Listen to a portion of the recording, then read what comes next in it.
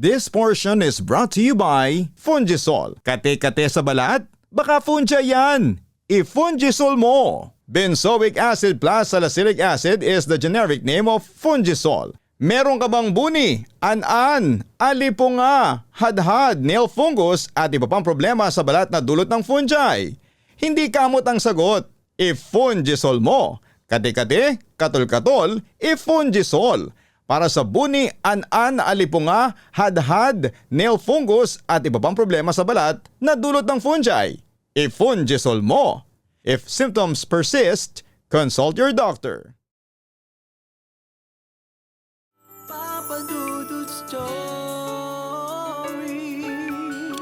Dear Papa Dudut, huwag kalimutan na mag-like, mag-share at mag-subscribe.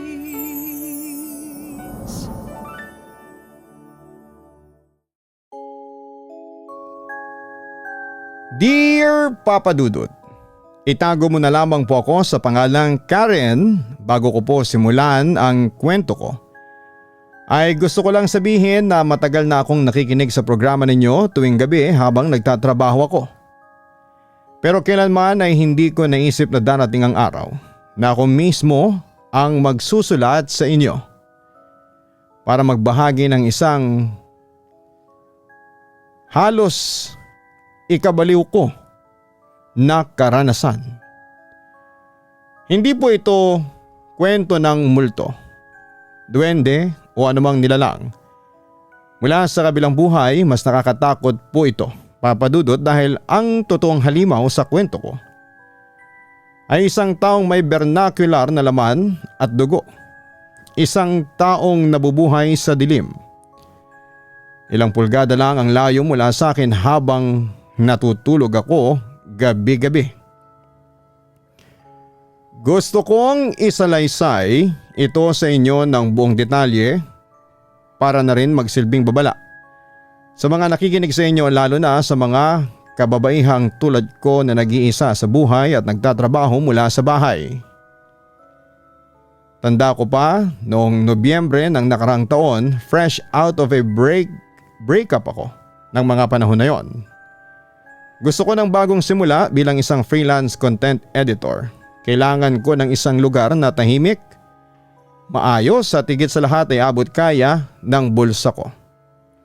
Nang makita ko sa Facebook Marketplace ang advertisement para sa apartment 4B sa isang lumang building, abay parang tumama ako sa loto.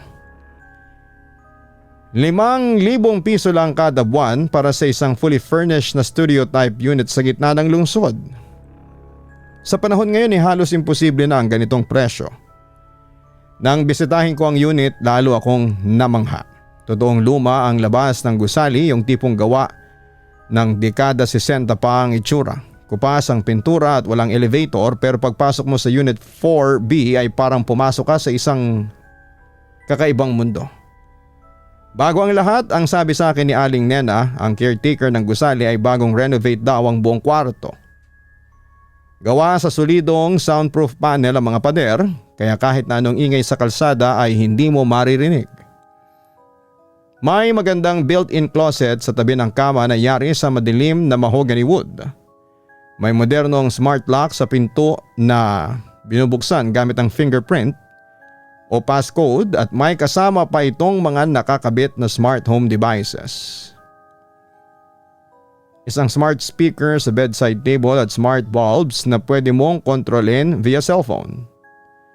Bakit po ang mura, Aling Nena? Tanong ko habang nililibot ang tingin sa malinis na vinyl floor. Ngumiti ng bahagya ang matanda, pero napansin ko ang bahagyang pag-iwas ng kanyang mga mata. Naku Ineng, rush list kasi yan yung may-ari niya nasa abroad na. Ang bilin lang sa akin ay paupahan sa matino at maingat na tenant. Yung dating handyman kasi na nag-renovate dyan ay biglang umalis, hindi nagpaalam nung isang buwan, kaya nabakante kaagad. Hindi na ako nagtanong pa ng marami dahil sa excitement ko na magkaroon ng sariling espasyo. Pinalampas ko ng maliit na kutob sa dibdib ko. Pirma agad ako ng kontrata at nagbayad ng 2 buwang deposito. Ang akala ko ay yun na ang simula ng aking tahimik at masayang buhay. Hindi ko alam na pumasok pala ako sa isang bitag na ako mismo ang nagbayad para pasukin. Nung unang 3 linggo sa apartment ay naging napaka-produktibo ko. Tahimik talaga ang lugar, Papa Dudut. Dahil soundproof ang mga pader, wala kang maririnig na ingay ng kotse o ng kapwa mo boarder. Pero paglipas ng 1 buwan, doon na nagsimulang magbago ang lahat. Nagsimula ito sa mga maliliit na bagay na pilit kong nirarason sa sarili ko. Madaling araw noon, mga hating gabi habang nagtatype ako ng artikulo sa laptop ko. Biglang namatay ang smart bulb sa ibabaw ng desk ko. Akala ko ay nagkaproblema lamang ang wifi router. Kaya naman binaliwala ko, pero pagkalipas ng ilang minuto ay narinig ko ang isang napakahinang tunog. Parang kuko na nagkakamot sa kahoy. Napahinto ako sa pagtatype. Inangat ko ang ulo ko at inapila ang mga tenga ko sa paligid. Ang tunog ay nanggagaling sa loob ng built-in closet, yung aparador na nakadikit sa pader sa tabi mismo ng kama ko. Daga, pabulong kong tanong sa sarili ko. Tumatagaktak ang pawis sa noo ko habang dahan-dahan akong tumayo mula sa swivel chair. Kumuha ko ng flashlight at dahan-dahang lumapit sa aparador. Hawak-hawak ko ang hawakan ng pinto nito. Binilang ko ang 3 sa isipan ko at mabilis na binuksan ang pintuan. Walang daga. Nakahang ng maayos ang mga damit ko, walang dumi ng peste at walang anumang sirang gamit. Pinagpawisan ako ng malamig, pero inisip ko na baka sa labas lang ng gusali ang tunog at nag-i-echo lamang dahil soundproof ang kwarto. Nagpatuloy ako sa pagtatrabaho, pero hindi nawalang mabigat na pakiramdam sa likod ng leg ko. Yung pakiramdam na may nakatingin sa iyo habang nakatalikod ka. Pagkalipas ng 2 araw, mas lumala ang mga kababalaghan, Papa Dudut.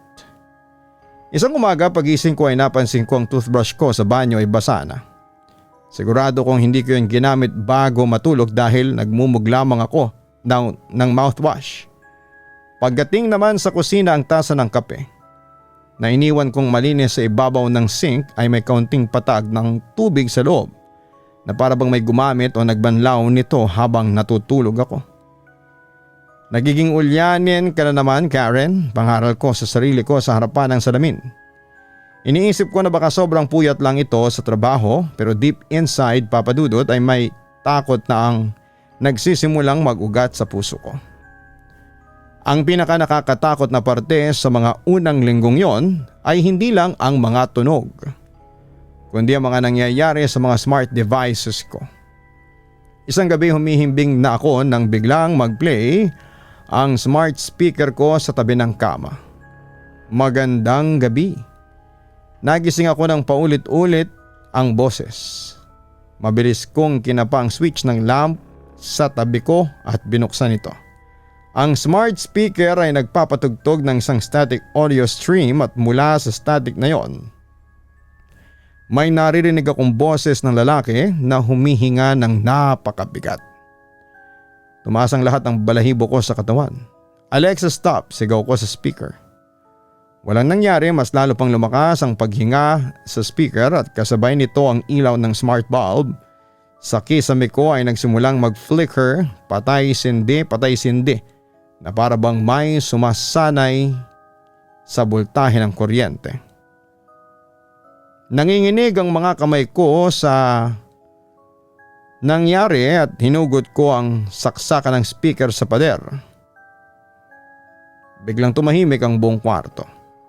Ang tanging maririnig na lamang ay ang mabilis at malakas na pagtibok ng sarili kong puso. Dahil sa takot ay kinuha ko ang cellphone ko para mag-check ng security logs ng aking smart home app. At doon ko nakita ang isang bagay na nagpalamig sa buong dugo ko. Ayon sa app notification, 2:14 AM front door unlocked via smart key. 2:16, front door lock.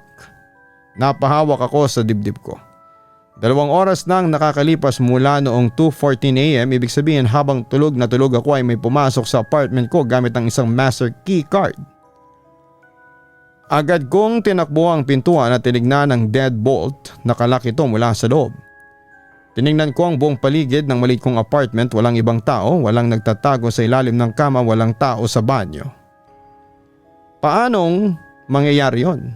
Naitanong ko sa sarili ko habang naiiyak na ako sa takot. Paanong magbubukas ang pinto at maglalak muli nang hindi ko naririnig? Kung ako mismo ang nasa loob at nakalak ang pinto mula sa loob, hindi ako nakatulog hanggang sa sumikat na ang araw. Nakaupo lamang ako sa gilid ng kama ko, hawak-hawak ang isang kutsilyo mula sa kusina, nakatitig sa pintuan at sa malaking built-in closet. Kinabukasan, lumapit ako kay Aling Nena. Sinalaysay ko sa kanyang lahat ng mga tunog, ang basa na toothbrush, ang up log na nagsasabing may pumasok sa pintuan ko. Pero ano ang nakuha kong sagot sa kanya, Papa Dudut? Isang malamig na tawa at tingin na parang nakakita ng taong sirang bait. Naku Karen, baka naman nananaginip ka lang, sabi ni Aling Nena habang nagwawalis sa hallway.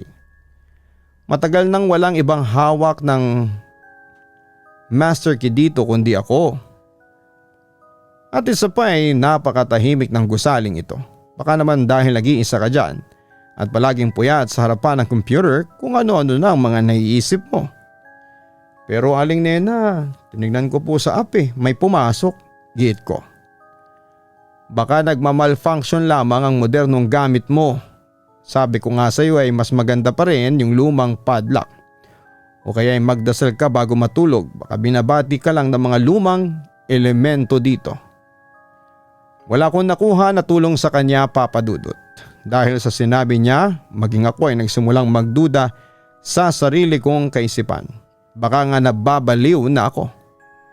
Baka dahil ito sa sobrang stress at lungkot mula nung maghiwalay kami ng ex ko. Nagsimula akong magkaroon ng insomnia. Araw-araw, hating gabi pa lamang ay nakatitig na ako sa kisame. Nag-aabang ng susunod na mangyayari, ang bawat maliit na tunog. Ang pag-ugong ng refrigerator, ang pagpatak ng tubig sa gripo, ay nagiging sanhi ng matinding panic attack para sa akin. Nangayayat ako ng itim ang ilalim ng mga mata ko. Tumigil ako sa paglabas ng bahay, ang buong mundo ko ay umiikot na lamang sa 4 na pader ng apartment na yon, na unti-unting nagiging sarili kong kulungan. At doon pumasok ang pinakamatinding yugto ng buhay ko. Ang gabi na kailanman ay hindi mabubura sa aking memorya. Ito ay nangyari noong Biyernes ng gabi. Umuulan ng malakas sa labas. Ang tunog ng patak ng ulan sa bubong ng gusali ay maririnig kahit papaano dahil sa lakas ng bagyo. Nakatingin ako sa harapan ng laptop ko at sinusubukang matapos ang isang deadline. Hating gabi na, mga 1:45 AM, biglang namatay ang lahat ng ilaw, nagka-brown out sa buong gusali. Napabuntong hininga ako. Ang tanging liwanag na natira sa buong kwarto ay ang asul na kulay na nanggagaling sa screen ng aking laptop. Tahimik, napakatahimik. Dahil walang kuryente, pati ang bahagyang ugong ng refrigerator ay nawala. At sa gitna ng ganong matinding katahimikan ay narinig ko na itong ng napakalinaw. Hindi sa pinto, hindi sa bintana. Sa loob ng pader sa tabi ng kama ko.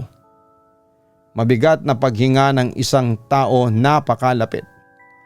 Parang may taong nakatayo sa mismong gilid ng kama ko at humihinga sa tenga ko. Pero pader lang ang nasa pagitan namin. Napatigil ang mga daliri ko sa keyboard at hindi ako makagalaw. Ang dugo ko ay parang nagyelo sa aking mga ugat. Pagkatapos ng paghinga ay narinig ko ang isang tunog na napakabilis at nagpabilis din yon ang tibok ng puso ko sa level na akala ko ay atakihin na nga ako. Klik, isang tunog ng mekanismo ng bakal. Dahan-dahan ang walang anumang ingay ng bisagra ang gitnang panel ng aking built-in closet, ang pader na akala ko ay solidong semento ay nagsimulang lumakbay pabukas. Sa pamamagitan ng liwanag ng aking laptop screen ay nakita ko ang hindi ko kailanman makakalimutan. Ang likod ng aking aparador ay hindi pala pader, ito ay isang nakatagong pinto na patungo sa isang madilim at makipot na silid sa pagitan ng mga pader ng apartment. At mula sa dilim na yon ay may isang pares ng mga mata na nakatitig sa akin. Isang lalaki. Dumiin ang mga paa niya sa sahig ng aking kwarto habang dahan-dahan siyang lumabas mula sa loob ng pader. Magulo ang mahabang buhok, may maruming basahan na nakabalot sa katawan. At hawak-hawak ang isang mahabang screwdriver at isang duplicate ng aking smart keycard. Hindi ito multo, Papa Dudut, ito ay isang totoong tao. Mabilis na pumasok sa isipan ko ang lahat ng mga napanood kong documentary tungkol sa tinatawag na frogging.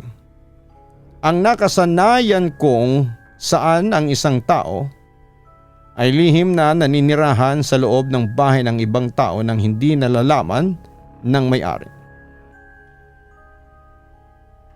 Lumalabas lamang kapag tulog na o wala na ang nakatira para kumain, gumamit ng banyo at manood. Naalala ko ang sinabi ni Aling Nena, yung dating handyman na nag-renovate dyan ay biglang umalis. Hindi pala siya umalis.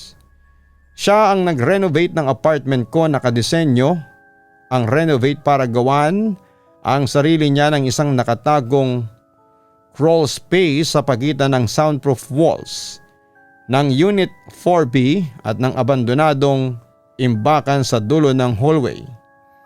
Ginamit niya ang soundproof panels para hindi ko marinig ang boses o galaw niya sa loob ng pader. Siya ang gumagamit ng toothbrush ko, siya ang umiinom sa tasa ko. Siya ang pumapasok sa kwarto ko gamit ang master key card habang tulog ako para pagmasdan ako. At siya ang nakatagpo ng paraan para makapasok sa wifi ko para i-hack ang aking smart devices. Para panatilihin akong matakot at isiping nababaliw na ako. Para kapag lumayas ako ay maiwan sa kanya ang buong espasyo. "Sino ka?" sigaw ko. Pero ang boses ko ay pabulong at nanginginig sa matinding sindak. Ngumisi ang lalaki, dilaw at sirang-sira na ang kanyang mga ngipin. Ang tagal kong naghintay na mamatay ang kuryente, Karen. Sabi niya sa isang paos at nanginginig na boses. "Lagi kitang pinapanood habang natutulog ka. Ang bango-bango mo." Lumipat ang tingin ko sa pinto ng apartment, malayo ito. Kung tatakbo ako ay may aabot niya ako kaagad. Dahil nasa pagitan namin ng kama, wala akong mahihinga ng tulong sa labas dahil soundproof ang buong kwarto. Kahit sumigaw ako ng napakalakas ay walang makakarinig sa akin sa labas. Naramdaman ko ang pagdaloy ng mainit na luha sa mukha ko. Pero sa gitna ng matinding takot na yon ay may isang bagay na nagbago sa loob ko. Ayoko nang maging biktima, ayokong mamatay sa madilim na kwartong ito. Nang humakbang ang lalaki paita sa akin ay pinalakas ko ang loob ko. Naging mabilis ang pag-iisip ko sa loob ng ilang segundo. Alam ng lalaki na takot ako, akala niya ay tulad ako ng ibang biktima na paralisado sa takot, kinamit ko yon na bentahe.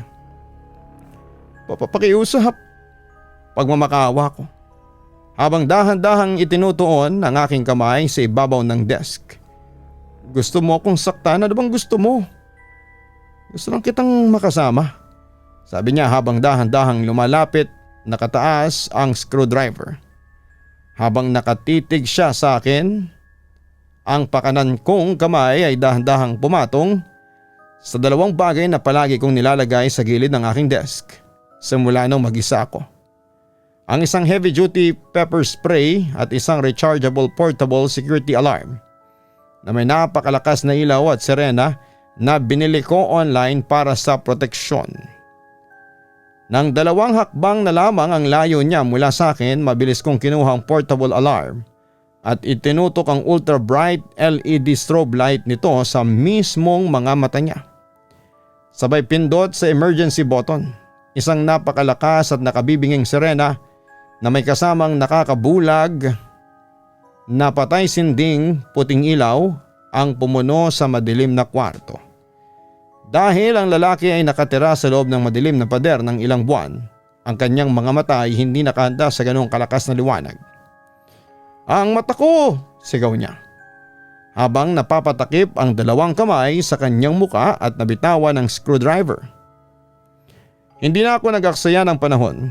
Kinuha ko ang pepper spray at sa distansyang kalahating metro. Ibinuhos ko ang buong nilalaman nito sa kanyang muka, mata at bukas na bibig.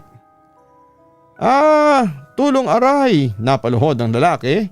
Sa sahig hawak-hawak ang kanyang muka na parang sinusunog ng apoy.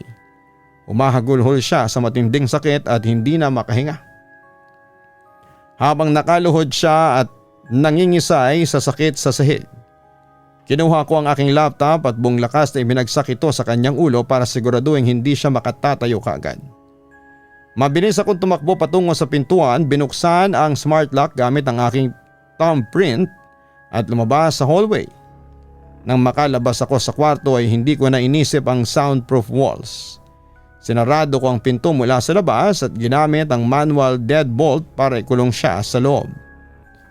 Dahil sa lakas ng portable alarm na dala-dala ko pa rin habang tumatakbo ako sa hallway. Sa wakas ay nagising ang mga kapitbahay at si Aling Nena. Lumabas sila sa kanilang mga kwarto na may hawak na mga flashlight at pinalibutan ako. Karen, anong nangyayari?" sigaw ni Aling Nena. "May tao sa loob ng kwarto ko," naiiyak kong sigaw habang nakaturo sa Unit 4B. "Yung dating handyman, nakatira siya sa loob ng pader ko." Mabilis na tumawag ng pulis ang isa kong kapitbahay at pagkalipas ng 15 minuto, dumating ang mga otoridad. Binuksan nila ang pintuan ng apartment ko at doon nila naabutan ng lalaki nakaluhod pa rin sa sahig umiiyak dahil sa pepper spray at hindi na makatayo pa. Nang pasukin ng mga pulis ang nakatagong pinto sa likod ng aparador ko ay gulat na gulat ang lahat sa natuklasan nila. Sa loob ng pader ay may isang maliit na kama, mga basurang nakatumpok, mga lalagyan ng pagkain na ninakaw sa akin at ang kakakilabot sa lahat, mga daang-daang litrato ko habang natutulog, kumakain at nagtatrabaho na kinuha niya sa pamamagitan ng maliit na usli ng silip sa pader. Nalaman ng mga pulis ng lalaking iyon na isang dating wanted na kriminal sa probinsya na nagtatago sa lungsod. Ginamit niya ang kanyang trabaho bilang handyman para gawan ang sarili niya ng nakatagong tirahan sa loob ng apartment building. Papadudot matagal ding bago nawala ang trauma na yon sa akin. Ilang buwan din akong hindi makatulog ng walang ilaw at palaging may kasama. Pero hindi ako pumayag na sirain ng karanasang iyon ang buhay ko. Dahil sa matinding kapabayaan ng management ng building at ng may-ari nito, nagdemanda ako sa tulong ng isang pampublikong abogado dahil malinaw ang mga ebidensya at ang kapabayaan ng seguridad ng gusali. Nagkasundo kami sa isang malaking out-of-court settlement. Nakatanggap ako ng sapat na halaga para tuluyang makabangon. Ginamit ko ang perang yon para makabili ng sarili kong malit na bahay sa isang napakaligtas at gated na subdivision. Isang bahay na ako mismo ang nagpa-renovate mula sa simula. Walang built-in closet sa pader, walang nakatagong espasyo at may malalaking bintana na pinapasukan ng sikat ng araw. Ngayon po ay nagpapatuloy ako sa aking trabaho bilang isang matagumpay na editor. Mas naging maingat ako sa buhay, mas naging matapang at higit sa lahat ay natutunan kong pagkatiwalaan ng sarili kong instincts. Kapag may nararamdamang tayong mali sa ating paligid, huwag nating hayaan na sabihan tayo ng iba na isip lang natin yon. Ang ating lakas at pag-iisip sa gitna ng panganib ang magliligtas sa atin. Salamat po sa pagbasa ng aking napakahabang sulat, Papa Dudut. Naway maging aral po ito sa lahat ng inyong mga tagapakinig. Ang inyong tagapakinig online, Karen. Dapat po ay palaging unahin natin ang ating sariling proteksyon at kapayapaan ng isipan sa pamamagitan ng paglalagay ng mga matitibay na security measures sa ating pong bagong tayong bahay. Tulad po ng ating sender, no? Pwede po tayo magpalagay ng CCTV na hindi madaling mahack at direktang nakakonekta sa emergency response. Mahalaga ring ipagpatuloy niya ang pagpapatherapy and counseling upang tuluyang maghilom ang psychological na trauma ng karanasang yon. Ang pagpapanatili ng magandang ugnayan at komunikasyon sa mga mapagkakatiwalaang kapitbahay at lokal na otoridad sa kanyang bagong subdivision ay magbibigay sa ating sender ng karagdagang security upang hindi na siya muling makaramdam ng pag-iisa. Pinapaalala po ng ating kwento ngayong araw na ito na napakahalagang magtiwala sa sariling instinct at tamang hinala kapag nakakaramdam ng hindi maganda sa kapaligiran.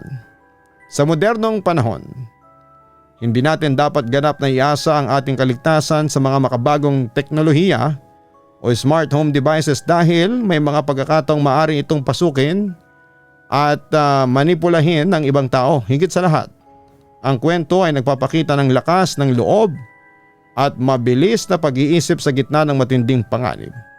Na ang katapangan ay hindi pagpapanik, ang totoong nagsisilbing pinakamabisang sandata upang magtagumpay at makaligtas mula sa anumang banta sa ating buhay ay ang ating pagiging concentrated, no? At tayo po'y alerto at huwag basta-bastang magpapasindak.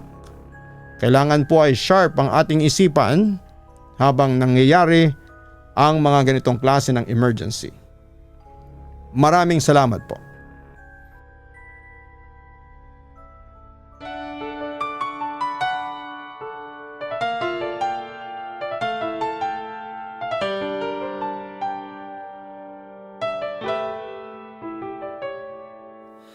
Ang buhay ay mahiwaga, laging may lungkot at saya. Sa Papa Dudut Stories, laging may karamay ka.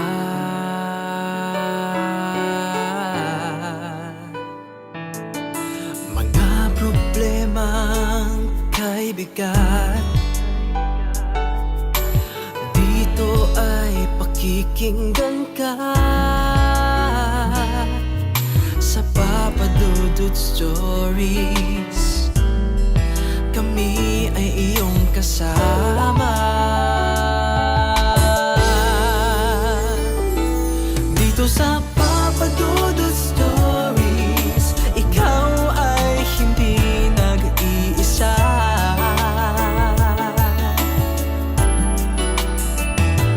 Dito sa Papa Dudut Stories, may nagmamahal sa'yo.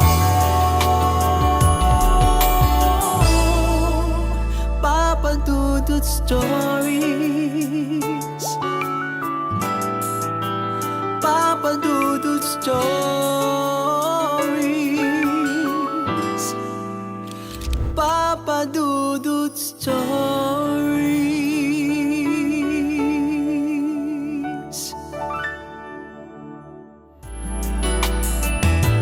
Dito sa Papa Dudut Stories, may nagmamahal sa'yo. Papa Dudut Stories, Papa Dudut Stories. Hello mga ka-online, si Papa Dudut po ito. Nagustuhan niyo ba ang kwento natin ngayong araw? Pwede kayong mag-post ng inyong mga komento at huwag din kalimutan na mag-like, mag-share at mag-subscribe. Maraming salamat po.